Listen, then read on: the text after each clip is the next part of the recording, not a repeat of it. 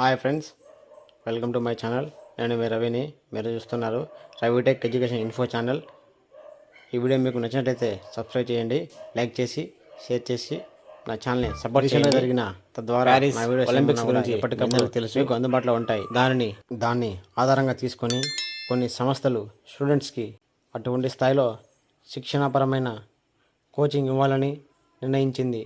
దానికి విద్యార్థులందరూ దాన్ని సద్వినియోగపరుచుకోవాలని వారు చెప్పారు. దాని గురించి తెలుసుకునే ముందు మీరు కొత్తగా వచ్చినట్లయితే ఈ ఛానల్ని సబ్స్క్రైబ్ చేయండి, లైక్ చేయండి, మీ ఫ్రెండ్స్ అందరికీ షేర్ చేయండి. స్టూడెంట్స్కు అదిరిపోయే శుభవార్త. అయితే ఈ విషయం తెలుసుకోవాల్సిందే. ఉచితంగానే డబ్బులు పొందొచ్చు. ఈ ఆఫర్ మిస్ అవ్వద్దు. ఇంతకీ ఏం చేయాలి, డబ్బులు ఎలా వస్తాయనే అంశాన్ని మనం ఇప్పుడు తెలుసుకుందాం. అయితే ఈ అవకాశం కేవలం గవర్నమెంట్ స్కూల్లో చదువుతున్న విద్యార్థులకు మాత్రమే ఇచ్చింది. ప్రభుత్వ పాఠశాలల విద్యార్థుల్లో వారి టాలెంట్ని బయటకు తీసేందుకు ఈ పోటీలు నిర్వహిస్తున్నట్లు వారధి ఫౌండేషన్లు వెల్లడించాయి.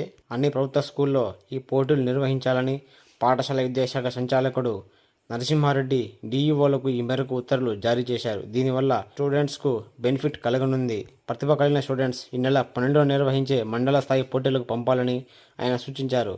ఈ మేరకు 7వ తరగతి నుంచి 10వ తరగతి విద్యార్థుల వరకు వ్యాసరచన, ఉపన్యాస పోటీలు నిర్వహించాలని ఆదేశించారు. అయితే రాష్ట్ర స్థాయి పోటీలను మాత్రం ఆన్లైన్లో నిర్వహించనున్నారు.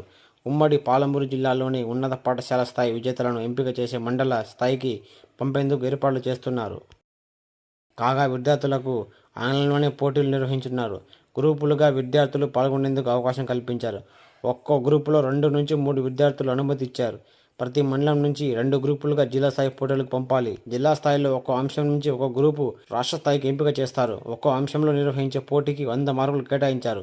రాష్ట్ర స్థాయిలో మొదటి 3 స్థానాలు నిలిచిన వారికి బహుమతులు అందిస్తారు. ఒక్కో అంశంలో ప్రథమ బహుమతి 36,000, రెండవ బహుమతి 30,000, మూడో బహుమతి 27,000 లభిస్తాయి.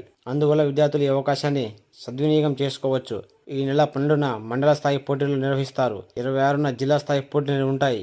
31న రాష్ట్రంలో స్టేట్ వైడ్గా పోటీలు పెడతారు. సెప్టెంబర్ 19న ఆన్లైన్లో వ్యాసరచన, 21న ఉపన్యాస పోటీలు నిర్వహిస్తారు. విజేతలు 28న ప్రకటిస్తారు. వీరికి అక్టోబర్ 12న విద్యార్థుల బ్యాంకు ఖాతాల్లోకి నగదు బహుమతి డిపాజిట్ చేస్తారు.